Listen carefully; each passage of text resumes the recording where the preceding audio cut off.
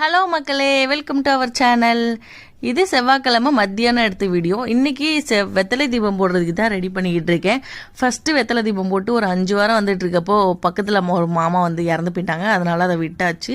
அதுக்கப்புறம் 3 மாதம் கழித்து தான் திருப்பி ஸ்டார்ட் பண்ணேன். அப்புறமேட்டுக்கு அந்த வெற்றிகரமாக 9 வாரமும் போட்டு முடிச்சிட்டோம். அதுக்கப்புறம் கொஞ்ச நாள் கேப் எடுத்துகிட்டு இப்போ மறுபடியும் வெத்தலை தீபம் போடலான்னு இன்றைக்கி தான் ஸ்டார்ட் பண்ணியிருக்கேன். இது என்னோட முதல் வார வெற்றிலை தீபம்.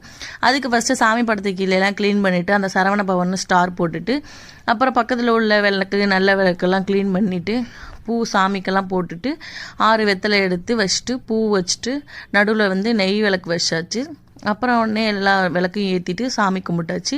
இன்றைக்கி நான் ஹோரை நேரம் மத்தியானம் 1:30 to 2 தான் சாமி கும்பிட்டுருந்தேன். நீங்கள் யாரெல்லாம் இந்த வெத்தலை தீபம் போடுறீங்க மறக்காமல் கமெண்ட் பண்ணுங்கள். உங்களுக்கு எத்தனாவது வாரம்னு கமெண்ட் பண்ணுங்கள்.